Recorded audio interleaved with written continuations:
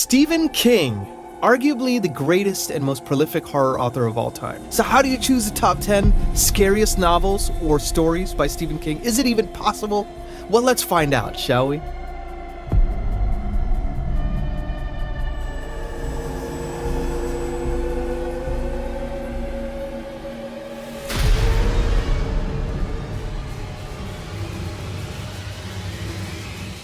Hey everyone, welcome back to the channel. I'm Nikhil with Shelf-Esteem. I'm a composer, now also a booktuber. You can find my music on The Wheel of Time Season 2, His Dark Materials Season 3, and the official Brent Weeks companion album for series Lightbringer that came out last year.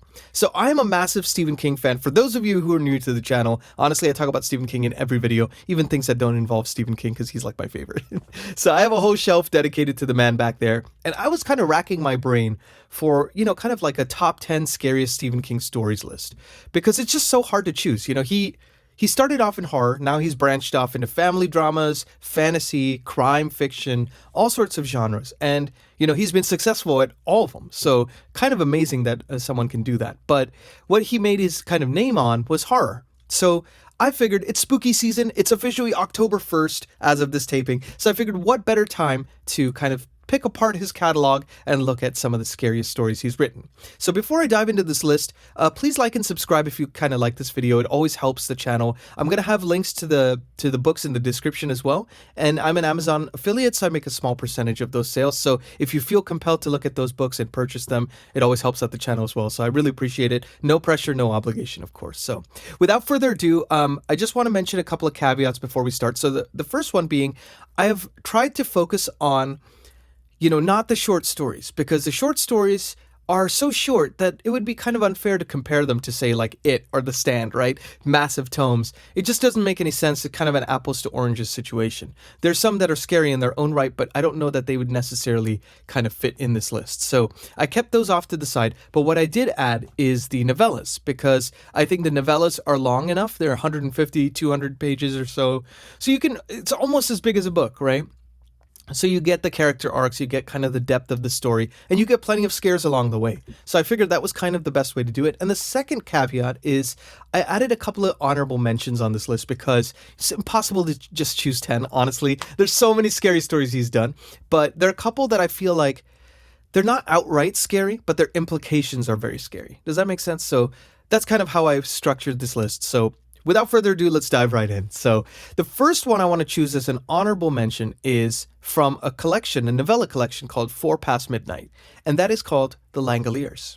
So for those of you who don't know about the story, I'm trying to figure out how to kind of describe this without spoiling it. So basically, there's a bunch of passengers go on a plane. Some fall asleep, they wake up, they're the only ones on the plane. And it's very interesting because every character that's left on this plane are very unique, and it kind of is a nice confluence of characters. But what's scary more than anything is like it's a mystery, right? You don't know exactly why they're the only ones on the plane, what happened to the rest of the passengers, all that stuff. But the implications as they start to discover the truth about that is very scary in itself. So it's kind of more makes you question our place in the universe in some ways, So it's more the implications that are scary, but I wouldn't say that there was like outright jump scares in it, if that makes sense. So that was the first honorable mention. The second honorable mention is one I read recently, and this particular one scared the crap out of me, but only because of the implications. So it's more of a sense of dread story. It's called Apt Pupil. So this is in a collection called Different Seasons. 4 novellas, phenomenal collection. You got to check it out. If you haven't, sidebar, fantastic. So this one is about a little kid who basically finds out that his neighbor was a Nazi war criminal. Now, instead of just like letting him know and telling the police, he lets him know and tries to blackmail him into giving him more information about the war, the stuff that doesn't appear in the papers. But at what cost? And I'm going to leave it there because, again, I don't want to spoil anything. That's something you would find on the back flap of the book, really.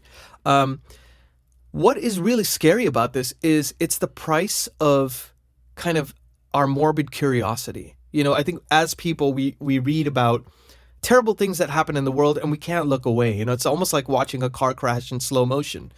we kind of, they call it looky-loos, right? When you see you're driving by the scene of an accident, you slow down to watch the accident. It's kind of, there's some sort of a morbid fascination or curiosity in our minds, about some of the darkest parts of ourselves, which Stephen King effectively highlights, and then of course the darkest parts of human nature in general.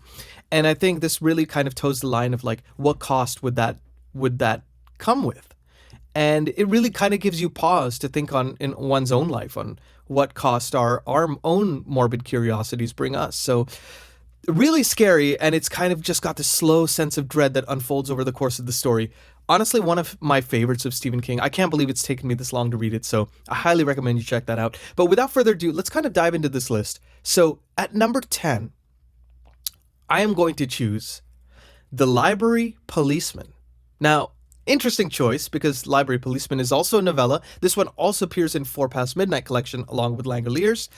Now, this one is super scary because it's got a lot of kind of like body horror. It starts to become more clear that the story is a little bit about child abuse and some horrific things that happen to children. I don't want to kind of go further than that, but it's really disturbing to read, honestly. And there's a kind of a reveal as the story goes along. And the way Stephen King describes some of this kind of like malevolent presence and the way it I'm trying to figure out how to say this without spoiling anything, but like there's something about the malevolent presence and the forms it takes that is just so horrifying to read. Like, I've never read anything quite like that story. I would only reread it if I'm in a good mental state. That's one you want to be in a really good mental state for. So I would say that's my number 10. Now, number 9 is an interesting one because I would consider this a sad story more than it is a scary, scary story. But there are some malevolent aspects to this book that really kind of put this on this list, and that is Cujo. So everyone knows about the rabid dog that runs amok and that whole idea of the premise. But I think what makes it really scary is it also investigates family dynamics. It investigates what lengths one would go to protect their child. It investigates the idea of like, what if your car stalls in the worst possible place, right? And I think those things play upon both the human nature aspect of things, and then also, a dog who has rabies, you feel bad for the dog in a way, right? Because like they didn't choose that. But then also it's like, is the dog possessed? Has the dog become evil? Is the dog afflicted by something? And when you're face to face with a rabid dog, does it matter? Right? When you're forced to survive, does it matter? And that's really scary. I would say some of the scariest things Stephen King has written are in this book, but it's not necessarily one where you leave the lights on afterwards. It is just more implication scary, and definitely a sad book as well. But, I highly recommend you reading it, even though I just mentioned how sad it is. It is a masterwork of his, so I would put that at number 9. Now, number 8 is an interesting one as well. So I read Needful Things maybe a year and a half, 2 years ago or so, and Stephen King really makes characters come alive in this book. He has like a town of 50, 60 people, and every single person who they are and kind of what their motivations are. I think what's scary about this is there's a kind of a two-pronged scary approach in this. One is the kind of the shop owner of Needful Things, which is a shop that kind of gives people anything they most desire in life, but with a cost. It's always a cost in Stephen King's books, right? There's always cautionary tales kind of abound in his works. And I think that part of it, with this particular shop owner and the malevolence surrounding him is really scary. Some of those passages are freaky to read about. So that's one part of the scare. The second part of the scare is how far are we as a society from being motivated enough as individuals to do horrible things to each other? Like, we all have this veneer. We see a veneer of society, right? And especially in smaller towns and suburbs where everybody knows each other, that probably is that much more heightened. So it's kind of like a social contract we all enter into implicitly, right? We act a certain way in society. And the story kind of makes you question, like, how far are we from the edge, as people? And that and its implications are very scary as well. I would say this one is a fantastic book. Highly recommend you check it out. And that one is my number 8. Now, number 7. I was trying to think about this one for a while because there's so many that would go in this number 7 spot, but I think I'm going to have to give it to Revival.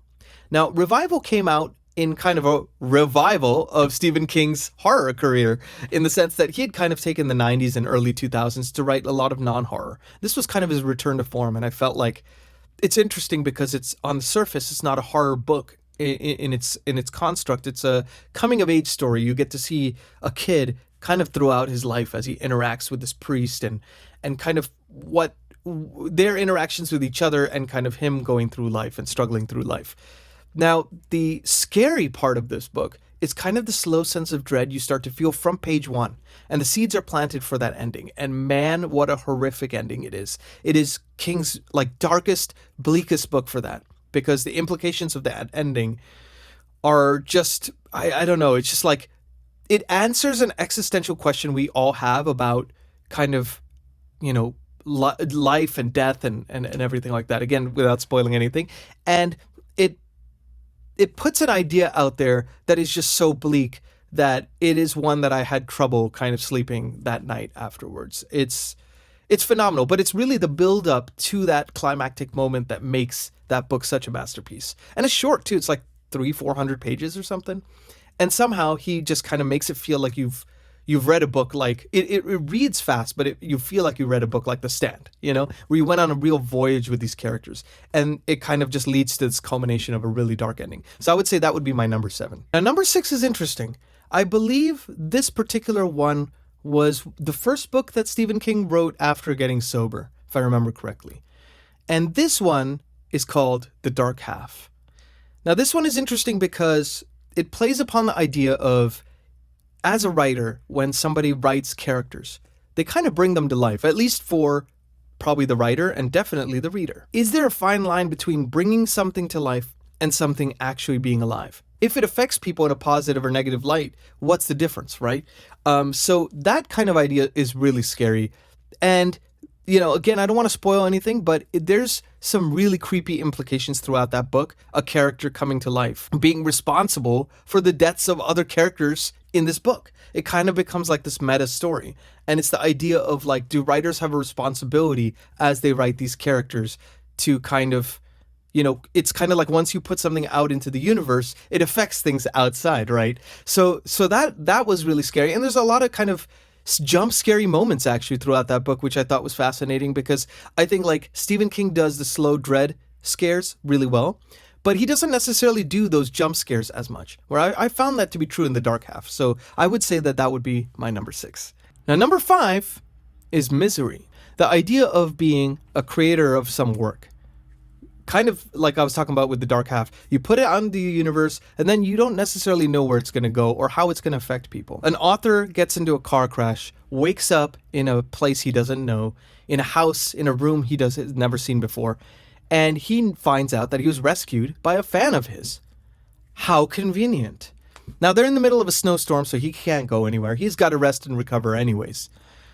But is he a guest or a prisoner? And that is a very interesting idea. So there are some pretty horrific scenes in this. Now, there's a couple of things that Annie Wilkes does to Paul Sheldon, the author, that are pretty harrowing throughout the book. And that kind of starts to escalate. So you're looking at a lot of the stuff from the author's POV. And so you're just sensing, like, every time she comes in the room, there's going to be, you know, stuff is going to go down, right? So that ends up being a little bit tough to read. But then it also asks the question of, like, authors create their works for themselves as much as their audience. How much do they owe their audience? What if the audience doesn't like particular things the author is doing? Does the author owe anything to their audience? And it kind of presents this worst case scenario the way only Stephen King can do. And it's just really harrowing to read, I would say, throughout. So I would highly recommend you check out Misery. It's definitely one of his best and definitely one of his scariest. So now we are at number 4. So number 4, for me, and this may differ for, you know, I think like everybody who has a Stephen King list is going to have a slightly different list, because everybody has kind of different opinions on his works because he's so prolific and he has so many different types of horror stories. So things affect people in different ways. But for me, number 4 would be his second book, published work, and that is Salem's Lot. Now, Salem's Lot, pretty apt because we have that adaptation coming out very soon here as of this taping. But Salem's Lot is kind of a vampire story. But also, it's really a story of a guy who returns back to town that he grew up in to finish what he started. There's some great character development in it. You're finding out things from the story through newspaper articles about the town and things like that. So you do have the sense of dread. There's some genuine scares throughout this book. I would say like some iconic Stephen King moments. You'll find at least 2 to 3 of them in this particular book. And Barlow is a really menacing and just kind of a scary character in comparison to a lot of his other characters. So I would say like this is a vampire story, but it really makes vampires scary. And I think like vampires, especially in the 90s and 2000s, kind of went through a very different kind of evolution, I guess you could say, story-wise, in terms of what people were looking for in their vampire stories. This was during a time when vampires were still considered very scary, and Stephen King does it like no one else does. So that would be my number 4 pick. Number 3.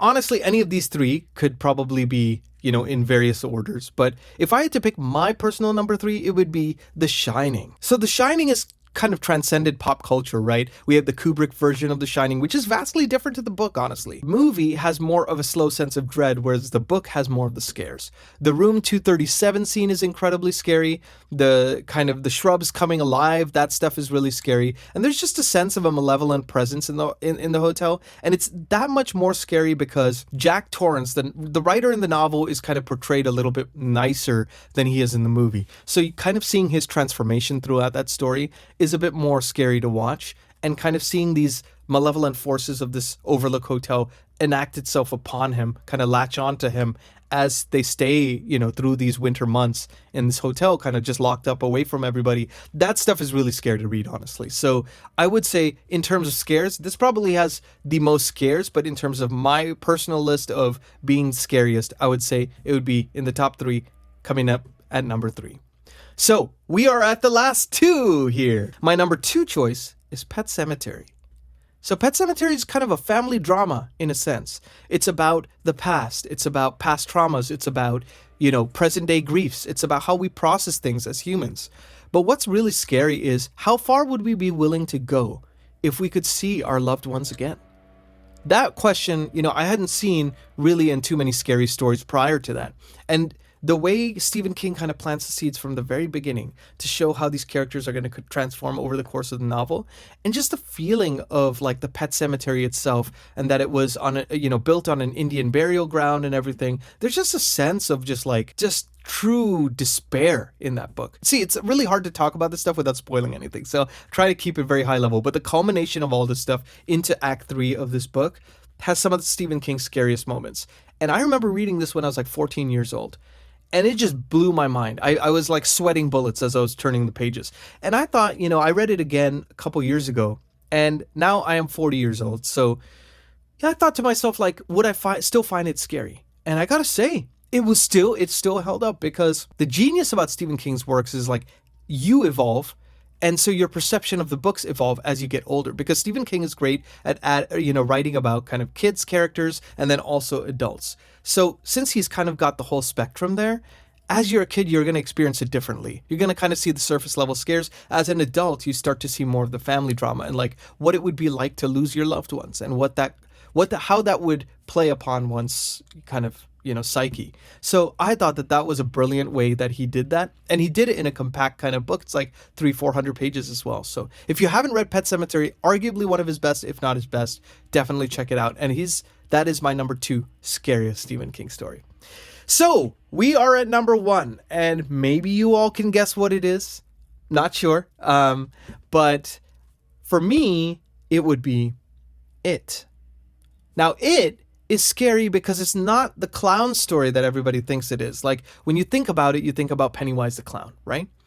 But what I think was scarier about that is it's not just about a scary clown. It's about a particular malevolent force taking the shape of someone's worst nightmares. Not only is there that kind of a thing present in the novel, but there's also elements of this malevolent force abusing children. There's also kind of a sense of characters in the novel abusing children. So you have kind of a human evil element juxtaposition against this Pennywise the clown evil element, and you have this kind of timeless, shapeless evil that is not just a clown, but is so much more than that. It could be your worst nightmare. And I think that really makes it the most scary. And, seeing various adaptations over the years, now looking at the most, the newest one that came out a few years ago, I feel like that really captured the spirit of the book really well. But man, I mean, that's one of the fastest 1,000-page, 1,100-page books I've ever read. And it's partly because Stephen King knows how to play up the scares in both categories. In the human evil scares, there is also the Pennywise scares. So it's also about kind of kids coming back together to try to finish what they started. And how if they don't, they'll kind of be doomed to repeat the cycle of trauma. Really interesting kind of take on the human element and the supernatural element. And that's why that would be my number one. Now, you probably have your own list that you have, and you probably like, what? He didn't mention this, and that, and the other. And so leave it in the comments and let me know what your top 10 scariest Stephen King stories list would be, because as I always like to say, I like to create a dialogue with all of you. That's the most fun about this type of channel, is we can all just chat with each other. Even the way I make my videos are conversational. We should all be able to hang out, maybe sip on a beverage and just chat about books together. And that's the whole impetus of this. So, feel free to leave it in the comments. And, if you disagree, please let me know why, because it's always fun to go hey, I never thought about it that way before. So all opinions are valid. All opinions are welcome. I really appreciate you watching. Please like and subscribe again if you haven't already. And we have a Discord now, so I'm leaving that link in the description as well. Feel free to join our Discord. It's a growing number of wonderful people from our community who are all talking about books together. And I have a Stephen King tab in there too, so make sure you come say hi. And I'm Nick Hill with Shelf-Esteem. Please be good to yourselves. Please be good to each other. Have a wonderful day, y'all. And I'll see you on the next video. Take care.